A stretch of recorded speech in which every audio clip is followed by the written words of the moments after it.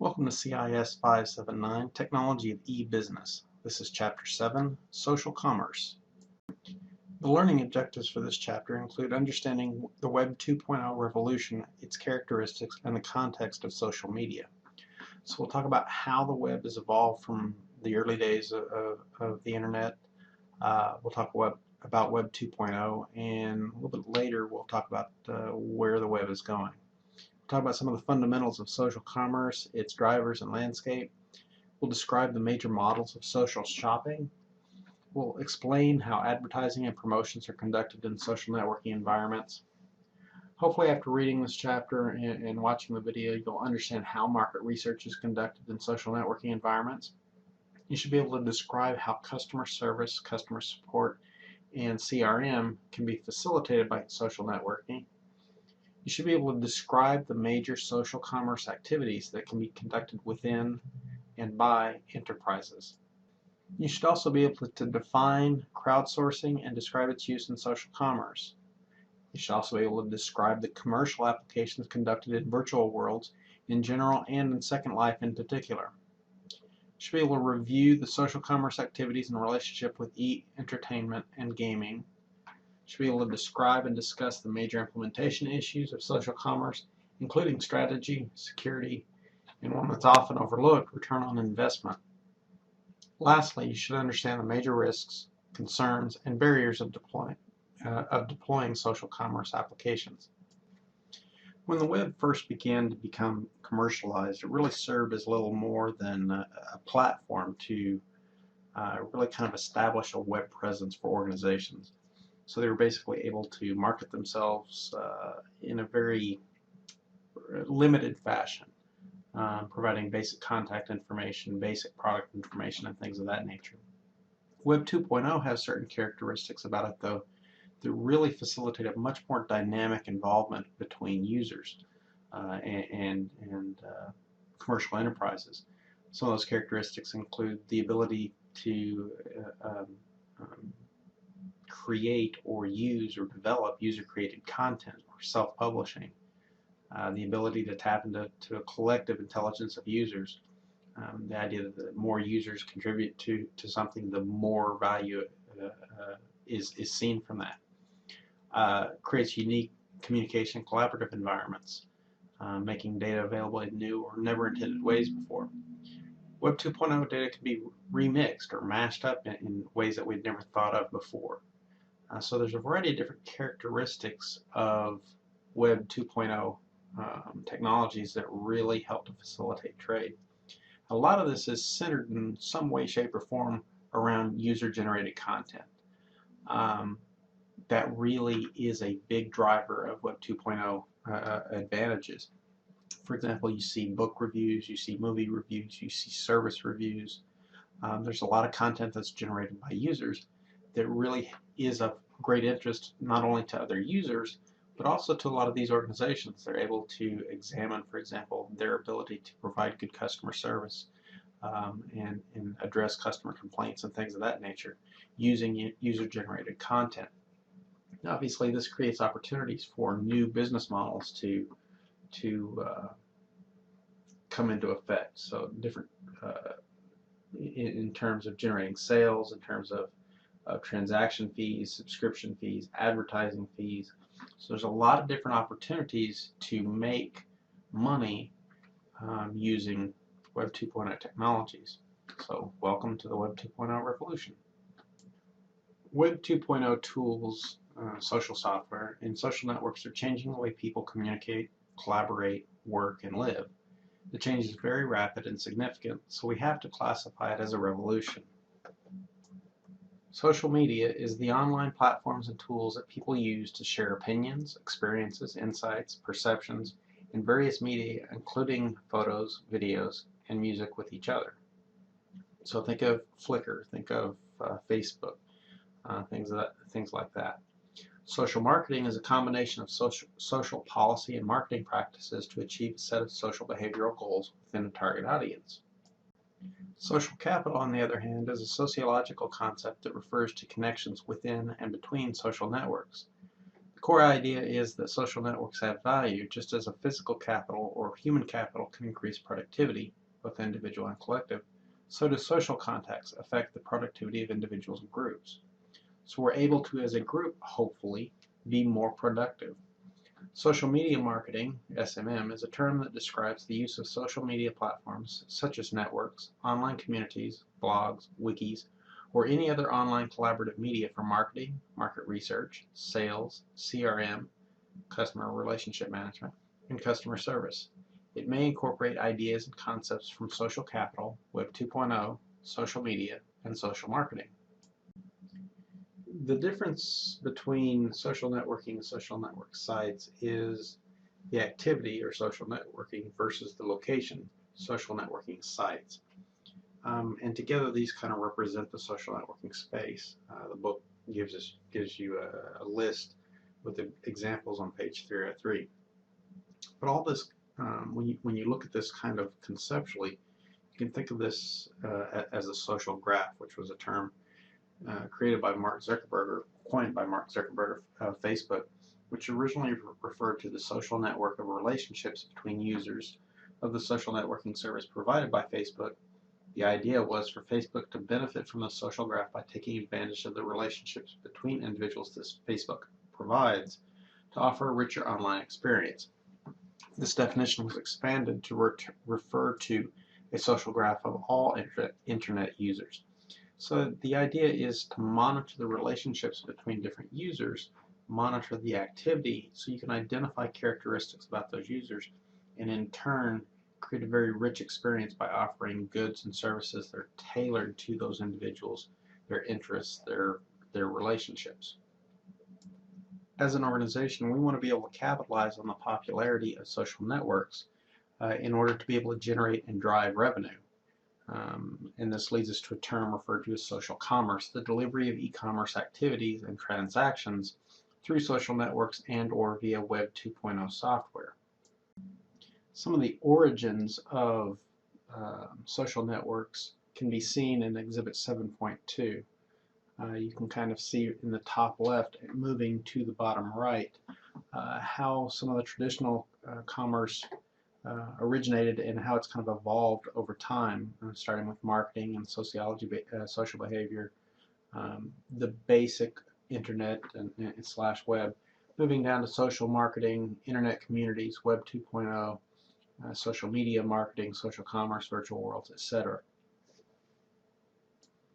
But capitalizing on social commerce by organizations isn't necessarily an easy thing to do. There's a lot of different activities or dimensions to social commerce that make it something that's difficult to do well. There's social media marketing, there's enterprise social commerce, there's technology support and integration of social software tools, and management and organization. And you can see from Exhibit 7.3 that there's a lot of different subcategories to each one of those dimensions. An organization really has to be very good at a lot of these, and they have to maintain them constantly. So it's not a case of simply implementing appropriate technology. It's a case of implementing appropriate technology and then monitoring it on a daily basis to make sure that you stay current and responsive to users. But the potential benefits of social commerce to both consumers as well as providers is very enticing. For example, benefits to customers include paying less for products and services, better and faster vendor response to complaints. Unhappy customers can reach millions and millions through crowdsourcing. Be engaged, develop relationships with vendors. Customers can assist other customers. Customers' expectations can be met fully and quickly. Customers can find out quickly about new staff. They can easily search, link, chat, and buy while being in the social networks page, and better self-service is possible. For vendors, benefits include saving money on customer service. They can test new products and ideas quickly and inexpensively. They can learn a lot about their customers. They can identify problems quickly. They can compare items and services to competitors. They can learn from the customer's experience and get feedback. They can turn user-generated content into user-generated commerce, as well as a whole host of other benefits to vendors. Some of these benefits are benefits that are really much more concrete than just these kind of pie in the sky thinking types of benefits. You're able to get retailers are able to get a lot of feedback directly from consumers, for example. Word of mouth marketing, viral marketing, is free advertising. A lot of traditional businesses thrive based on this type of marketing. Social networking allows that reach to increase significantly. Increased website traffic brings more revenue and dollars with it.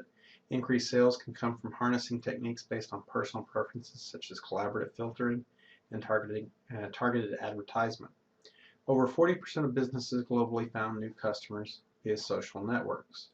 So it's a great way, again, for that word of mouth to spread and identify new customers much more quickly and much more globally than you could do with traditional walk-in traffic.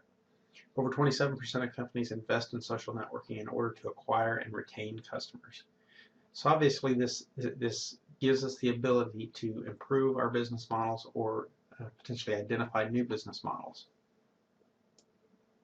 The ubiquity of cell phones and smartphones certainly attracts organizations to the market of social networking, social commerce specifically. It gives us the ability to target customers when they happen to be in the region and in the area of our business. So this is obviously a very attractive market space to be in. Obviously, though, this leads to certain limitations and concerns when conducting social commerce. Some of those risk factors, if you will, are difficulties in justification. In other words, it's not free. We have to make an investment. We have to create a strategy to be able to pursue this marketing strategy. There's security and privacy issues. There's the possibility of fraud. We have to integrate with existing IT systems. There may be legal concerns, waste of time by community members. So there's a whole host of issues that we have to address before just jumping into social commerce. As an organization, if we decide to dive into social commerce, we want to create an atmosphere where we end up developing customers into a social shopping experience. Social shopping is a method of e-commerce where shoppers' friends become involved in the shopping experience.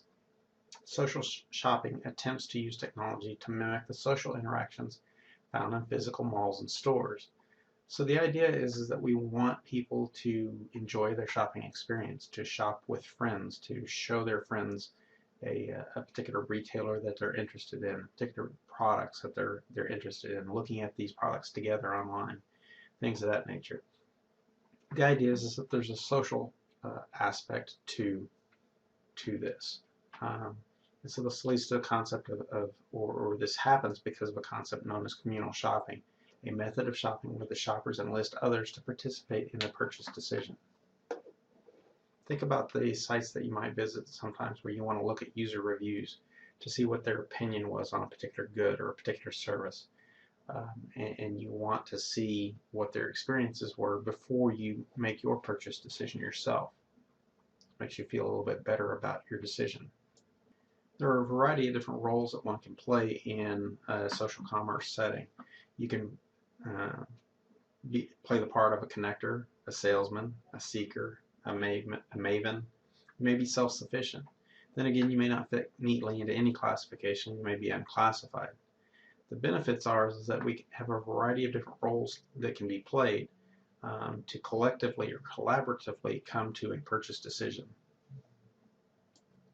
The major models of social shopping include social recommendations, ratings and reviews, comparisons and conversions, group buying and shopping together, deal purchases or flash sales such as daily deals, shopping communities and clubs, peer-to-peer models, location-based shopping, F-commerce, shopping at Facebook, shopping with Twitter, and other innovative models.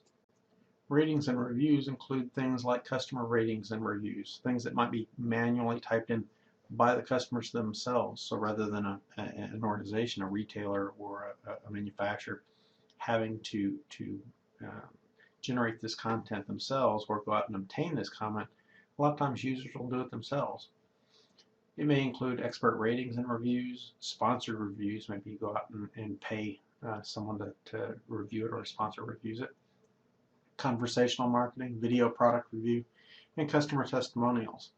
A lot of these are similar, related to each other, things of that nature. But a lot of this is, again, it's user-generated content. Social recommendations and referrals include things like sharing with your network, like social bookmarking, referral programs, social recommendations, and other innovative methods.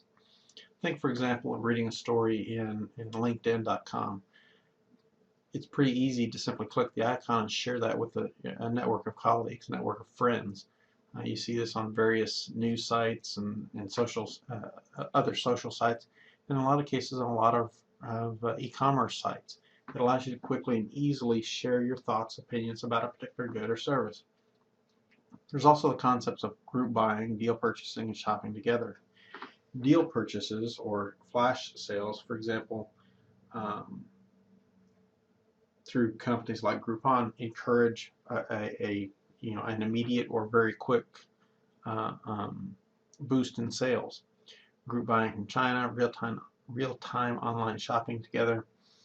The idea between these concepts is that a group must choose to purchase a volume of goods or services that is enough to incentivize a seller to sell at a reduced price.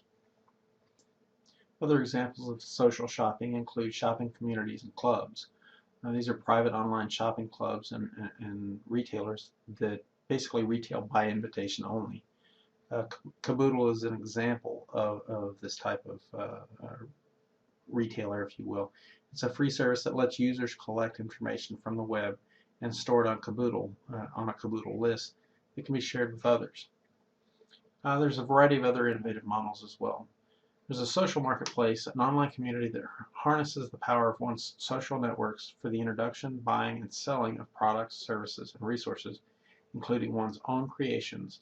Also may refer to a structure that resembles a social network but is focused on individual members. So what components to expect in a social shopping site? B2B social networking, socially oriented person-to-person selling, buying, renting, or bartering, and social shopping in the near future. Advertisement in social sites is an attempt to capitalize on the potential customer base. These ads help to provide revenue to those social sites such as Facebook. Social ads are advertisements placed in a paid-for media space on social media platforms such as Facebook, YouTube, Twitter, as well as various blogs and other types of forums. Social apps are branded online applications that support social actions and user contributions. With any luck, these organizations will be able to develop some sort of viral marketing campaign, a word-of-mouth method by which customers promote a product or service by telling others frequently, their friends about it. This basically allows an organization to reduce their marketing budget by having customers actually promote their own good or service. Kind of related to this is the concept of viral blogging, viral word-of-mouth marketing done by bloggers. In order to be able to take advantage of the ability to advertise based on location and through the use of social networks, one must be able to use geolocation, the identification of the real-world geographic location of an internet-connected computer, mobile device, website visitor, or other. If we're able to do this, we can then take advantage of geosocial networking, a type of social networking in which geographic services and capabilities such as geocoding and geotagging are used to enable additional social dynamics.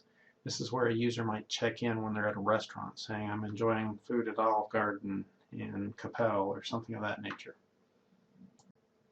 Location-based services basically works by reporting a user's position using GPS. The data is then applied to listings on advertisers near that location. Ads for businesses near the user are then provided to that user. The next bullet from Foursquare to Facebook Places basically talks about the application of this service to locate you relative to various businesses that might be in your area, and then gives you the ability to report that location data, that location information to Facebook so that your friends, peers can see that, essentially becoming viral marketing for that organization. Essentially, you're endorsing that particular location. As for a strategy for small businesses, this is something that allows them to reach out and touch someone, so to speak, very cheaply, very efficiently. There are privacy concerns, so that you have to be that a company has to be aware of, especially if users have not opted in. So they're basically getting these advertisements as you walk past a place that they may not be particularly interested in. Large and small businesses alike can use social networking presentation sites for advertising, as well as YouTube and Twitter, to be able to promote their business. In a perfect world, they'd be able to create a viral video so that they really don't have to spend much time and effort to promote it. But it does allow organizations of various sizes and various resources to be able to reach out and contact their market. I think what most organizations really need to kind of sit up and pay attention to, regardless of the size, is that there's a lot of innovative ways to advertise using social media. Through blogs, through special advertising campaigns, mobile advertising, you're really limited by the creativity of the marketing department. And you really need to, and I hate to use the expression, but think outside the box. That you have to be open and accepting of using technology in new and creative ways. One of the really cool things about social networks is that it allows you to allows the marketer to directly access feedback and perceptions of users from a social networking site. Using Web 2.0 tools, marketers can solicit feedback directly from users in a very conversational style. In other words, we can have dialogue going back and forth that's textual based in many cases, and allows us to gather very rich data, very rich information from our users, from our customers. This leads us to a field of social analytics, which is gathering and analyzing data from social networking sites. Exhibit 7.5 provides a framework for social commerce as it relates to market research. If you think of the field of market research, they need to pull in data from a variety of different sources. Obviously, some of those data come from the organizational environment, the strategy that an organization might have, their policies, their legal environment, their implementation in terms of why they're doing some of the things that they're doing, security needs, adoption issues, etc. Some of the various research tools, how they're segmenting their marketplace, the data that they're filtering, things like that. But also the social side of things as well. There's a lot of data that they can get from social commerce, from social commerce applications and social activities. And these data are what feeds our ability to analyze or conduct social analytics. Social intelligence refers to the ability of humans to interact with each other effectively. The idea is that we can mine data, text, and the web in order to be able to determine what customer perceptions are in order to more effectively market our good and or service. As far as some of the tools for mining social media for consumer trends, we can identify some of the various sources such as Twitter, Facebook. We can use traditional data mining techniques in terms of various statistics and statistical packages and things of that nature. Facebook can be used for market research by evaluating feedback, marketing mixes, and test marketing and surveys. Twitter can also be used by evaluating posts, finding opinion makers, and evaluating trends. And LinkedIn is very similar to Facebook in that respect. It's a similar type of site, except that it tends to be more focused on professionals rather than the public at large. As far as putting it all together, we really haven't figured out how to effectively capitalize on all the data that these social networking sites are capturing. They're capturing a wealth of information, and the ability to capture that information in a way that's respectful of privacy concerns of users has been difficult. They're able to generate revenue off of the data that they're gathering, but they haven't really been able to fully capitalize on it yet, and so you're continuing to see this market space evolve over time. How does social networking improve customer service? There's a variety of different ways, but one is that customer peers help to address an issue, answer a question, solve a problem. So it's a way to alleviate some of the load on an organization. In many cases, a peer can be more responsive than the organization may be. As far as how to serve the social customers, really kind of we need to start out with a few definitions. Start out with social customers and talk about what some of their properties are. They're members of social networks who do social shopping and understand their rights and how to use the wisdom and power of crowdsourcing and communities to their benefit. Now, why and how are customers empowered by social networks? Well, it gives customers access to a large amount of information and unbiased reviews. They get this information from their peers, and they feel like that information is more trustworthy. What are the needs of social customers? Social customers need to feel empowered and need to be able to contribute their opinions. How are these needs fulfilled? Sites or firms associated with social networks provide access to information and the ability to contribute. Now, customer relationship management is a customer service approach that focuses on building long-term and sustainable customer relationships that add value to both the customers and the merchants. Social CRM, on the other hand, is a customer engagement strategy in support of companies' defined goals that attempts to optimize the customer experience. Generally, social tools are used, allowing for interaction between both the customer and company, as well as between customers. Traditional CRM focuses primarily on customer-company interactions and stores only customer information. Exhibit 7.6 illustrates the elements of a social CRM. And I think the key point to take away is not only does it capture the interactions between the customer and the company, it also captures the interactions between the various customers themselves. A business social network is a social network whose primary objective is to facilitate. An enterprise social network is a business network focused on a single company. An enterprise social network is a business network. Some of the benefits of enterprise business social networking include why might an organization build better customer and employee relationships, implement social networking, increase revenue, organization, to facilitate recruiting and retention, build better customer and employee relationships, as well as a variety of the other reasons to increase revenue on your screen, facilitate recruiting and retention, as well as all the various other reasons that you see on the screen.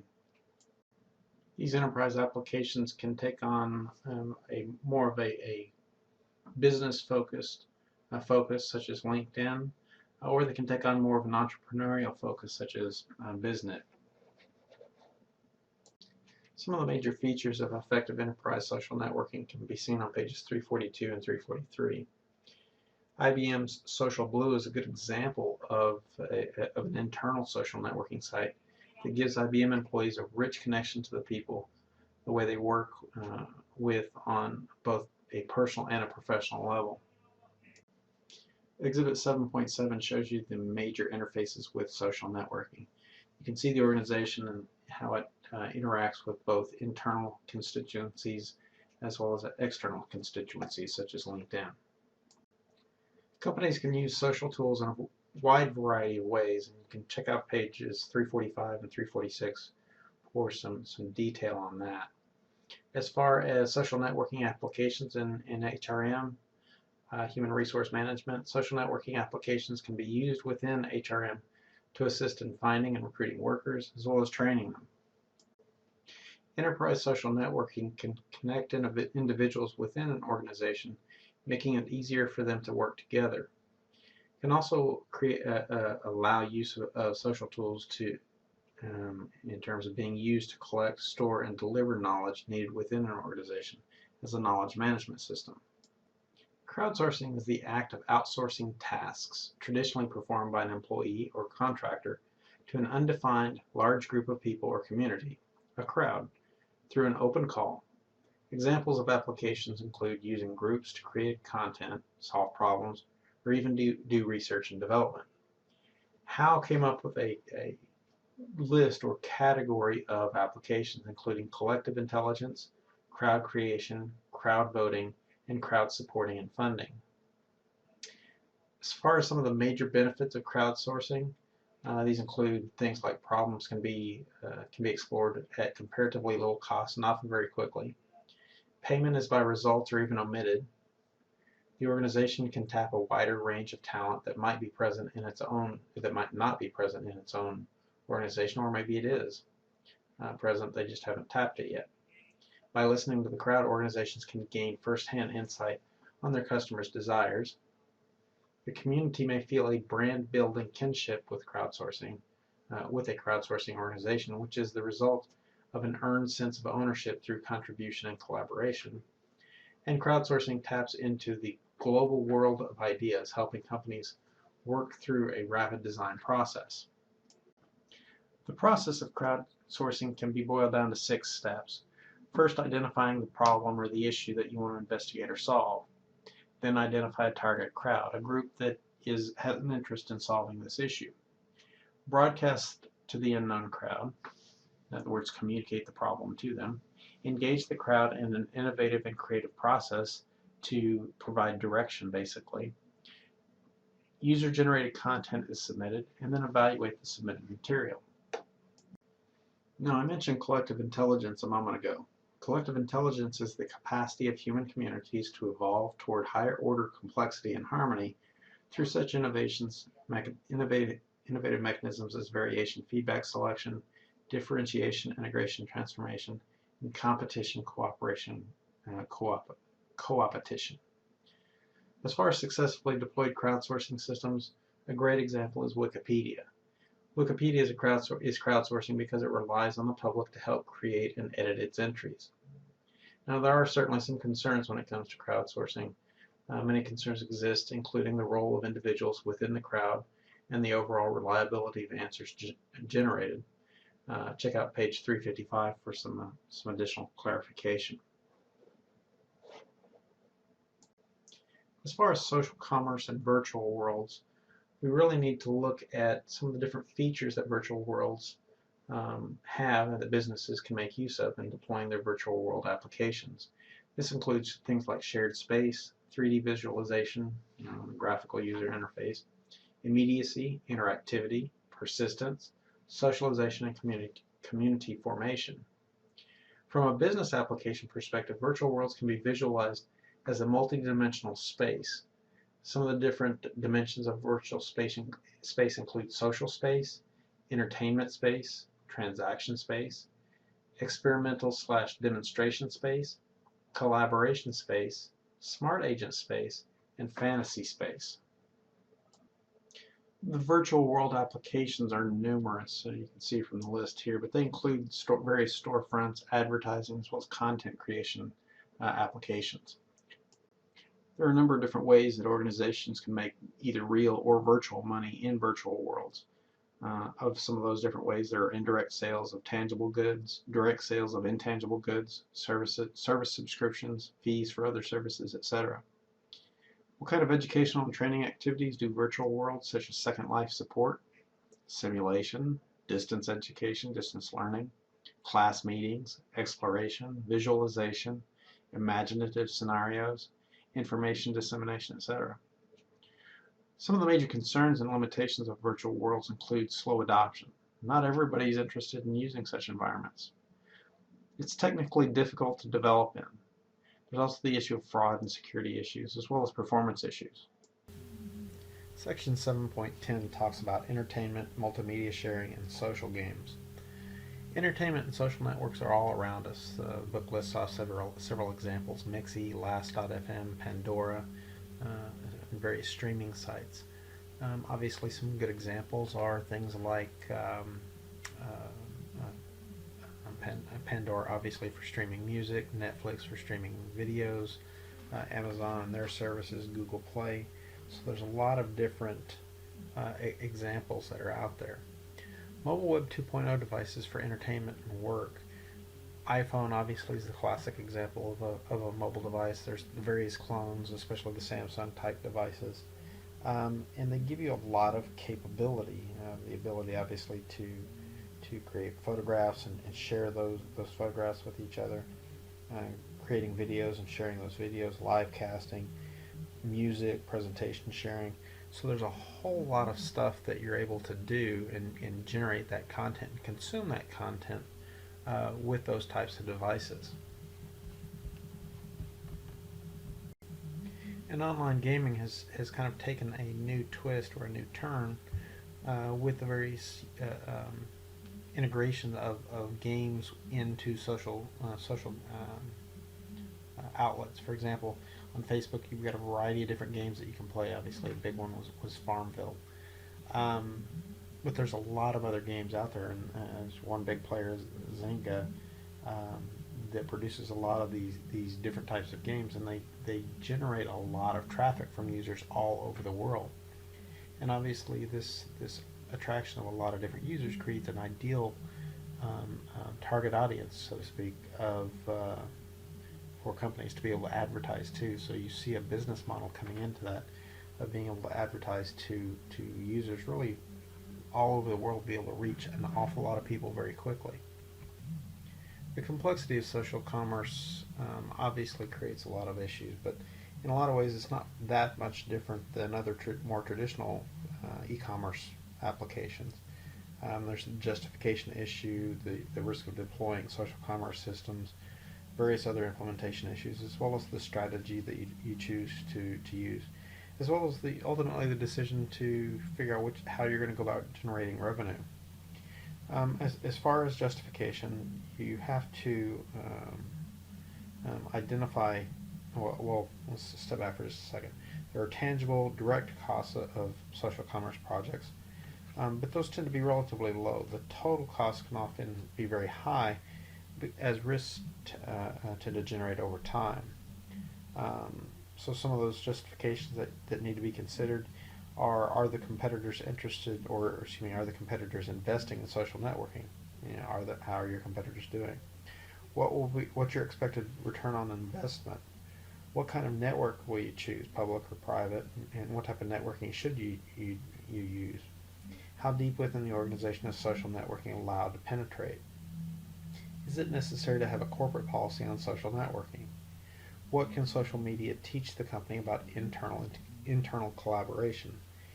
And what is next? What related projects are needed? Only once you've answered these questions can you really start to develop a cost-benefit analysis. Once you move beyond the cost-benefit analysis, you need to start thinking about return on investment, ROI. The book identifies a 5-step cyclical process. What do they mean by cyclical?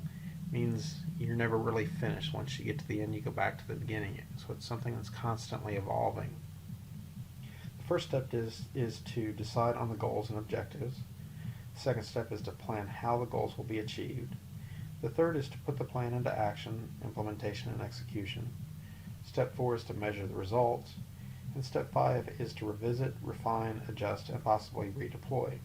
So revisit the goals and objectives and continue down the cycle. Related to step 4 is the concept of metrics. And when we talk about metrics, we're really just talking about different tools that we use to measure something by. So it's common to compare results against some form of standard or some metric. Comparisons can often result in improving the marketing strategy, the approach that we take. Some common metrics include looking at the traffic for finding leads, finding engagement duration, examining the bounce rate, looking at our membership numbers and who they are, activity levels, conservation levels, brand and company product mentions, loyalty and sharing, extent of virality, and blog interactions. Now, social commerce is not without its risks. Obviously, there's lots of opportunities for organizations when it comes to social commerce, but there's a lot of risks that are involved as well, not just for users, but for the organization that's implementing some sort of social commerce site. Some of the frequently reported risks include wrong justification. In other words, they picked the wrong reason to develop a social commerce site.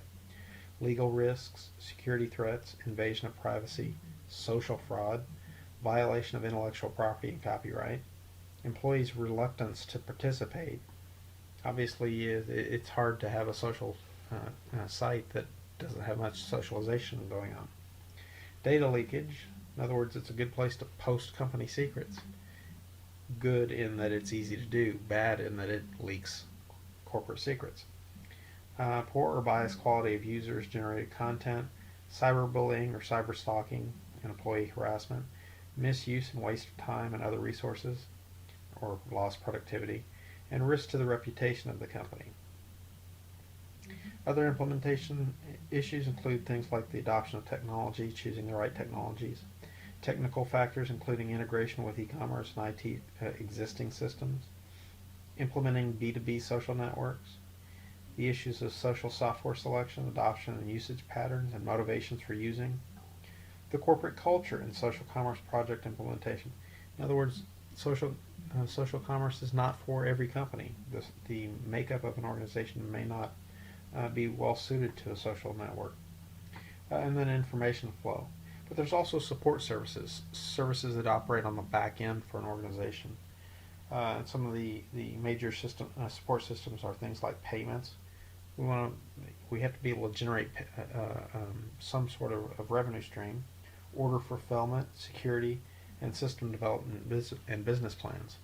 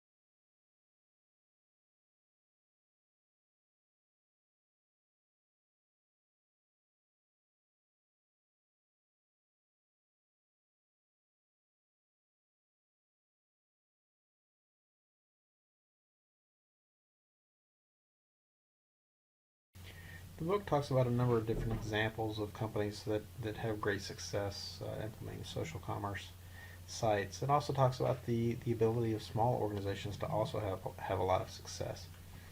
But there's some other strategy issues that really need to be addressed. For example, if you're thinking about getting into social commerce, you have to start thinking about which social commerce network might be, or social media network is the best outlet. For example, Facebook, Twitter, etc. Um, how do you select a social network site to advertise on or sell there? Do you have an internal private network or not? How do you generate constant traffic to your social commerce site? What small businesses can and cannot do with social networking?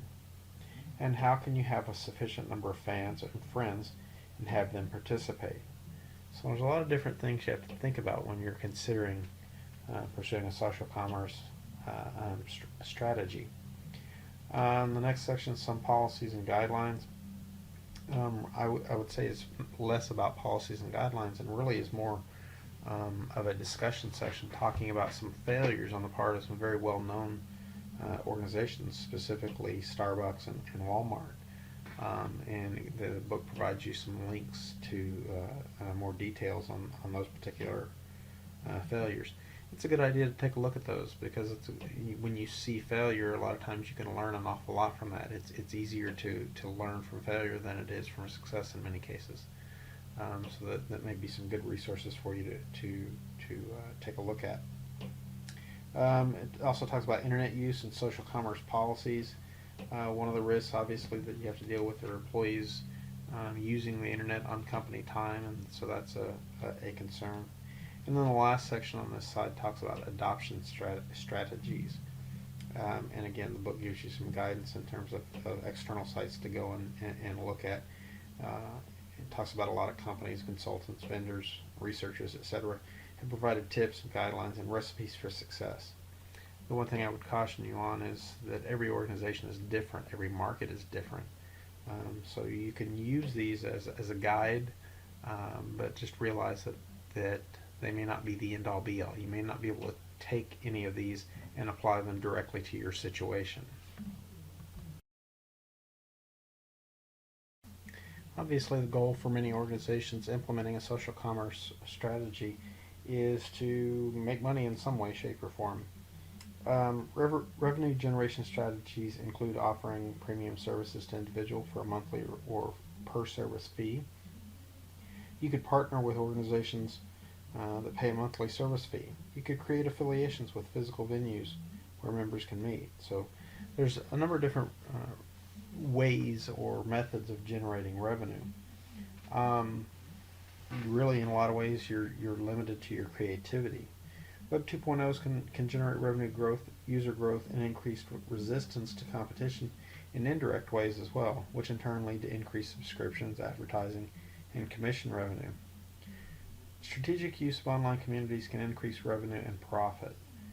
Some potential revenue sources created by e-commerce and social networks include creating little brief YouTube clips, brand-created entertainment content, user-driven product advertising, multi-channel word-of-mouth campaigns. So there's a number of ways of generating revenue, generating value. As far as the future of social commerce, predictions are really kind of mixed, anywhere from it's going to be the dominating factor in e-commerce to it's really kind of a fad, a buzzword that'll disappear soon. The reality is it probably lies somewhere in between. Certainly the ability of Web 2.0 technologies to capture user-generated content adds complexity to the area of social commerce and of e-commerce, which in a way kind of shields out the small players that could potentially jump into the market. But at the same time, it really adds value. Customers are looking for that type of content. So in that sense, it kind of is becoming expected. You expect those book reviews. You expect those movie reviews to be able to read about a product or a movie before you go see it, before you make that purchase. The chapter ends talking about IBM's Watson and social commerce, and it's a supercomputer of IBM's that they try to relate in terms of what it might be able to do for you as an individual if you were to have your own personal Watson, in terms of it, being able to help you shop, to be able to help you invest, do language translation, and help perform customer service, answering questions, matchmaking, etc. The managerial issues for this chapter: how will social commerce impact businesses? Should we explore Web 2.0 collaboration? How to deal with ethical and etiquette issues? What are the ethical issues that may be involved in deploying social commerce? Do we need to sponsor a social network? How should we deal with social commerce risks? Should we have an in-house social network? How do we get the employees to use it? Is it wise for a small business to be on Facebook? What shall I do now? As you can pretty much determine when you look at this list, social commerce may not be a strategy that many businesses want to take, many organizations want to take. At the same time, it can be a good strategy depending on the culture of the organization, depending on the goals of the organization, the industry that you're competing in. It's really something that has to be determined on a case-by-case basis. In summary, in this chapter, we talked about the Web 2.0 revolution in social media. We talked about some of the fundamental drivers in the landscape of social commerce. We talked about major models of social shopping. We talked about how advertisement and promotions are conducted in social networking. And we talked about conducting market research. We also talked about conducting customer service and customer relationship management. We talked about major enterprise social commerce activities. We talked about crowdsourcing and social networking, tapping in on the knowledge of large groups of people. We talked about commercial application of virtual worlds, being able to make purchases, provide services in a virtual environment. We talked about social commerce, entertainment, and gaming. We talked about implementing social commerce and some of the challenges of doing so. And then we finished up talking about the risks and concerns in deploying social commerce. This concludes Chapter 7, Social Commerce. Thank you.